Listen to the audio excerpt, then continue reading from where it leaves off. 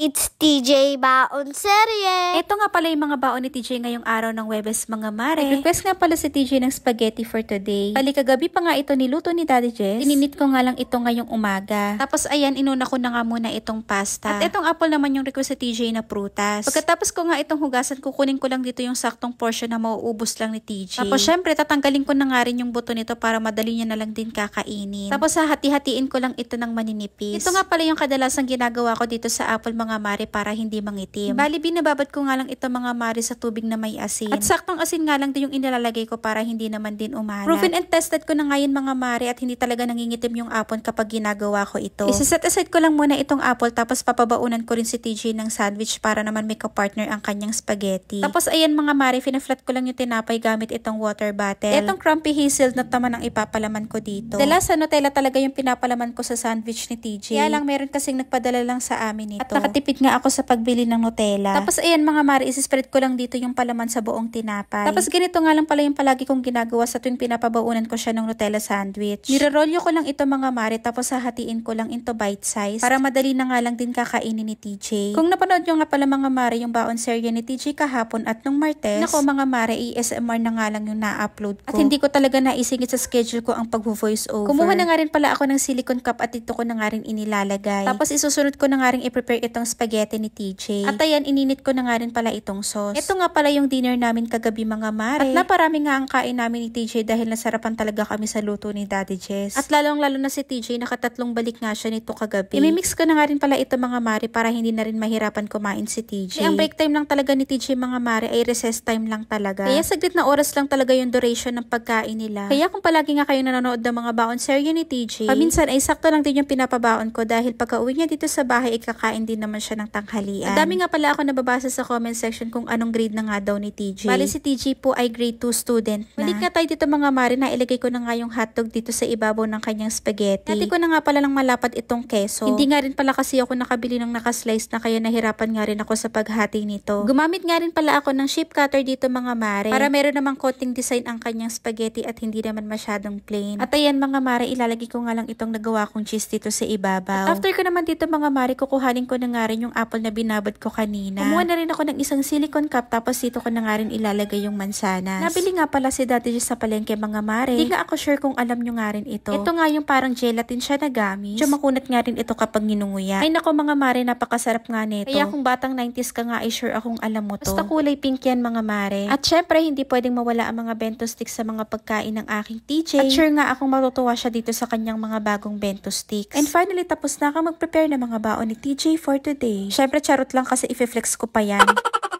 Ang haba na nga nitong video ko, wala na nga akong masabi. Finally, this is the moment of truth. Tapos na talaga ako. Syempre, charot lang ulit. Syempre, kailangan ni TJ ng water at lunch bag. Syempre, ilalagay ko lang lahat ng mga gamit niya dito sa loob. O, di ba puro syempre na lang yung nasasabi ko. At para naman sa refreshment si TJ, ito namang yogurt drink ang kanyang inumin. O, seryoso na talaga ito mga mare. At ito na nga ang aking TJ. Ready na nga siyang pumasok sa school. Ayun lang mga mare at pare. Bye!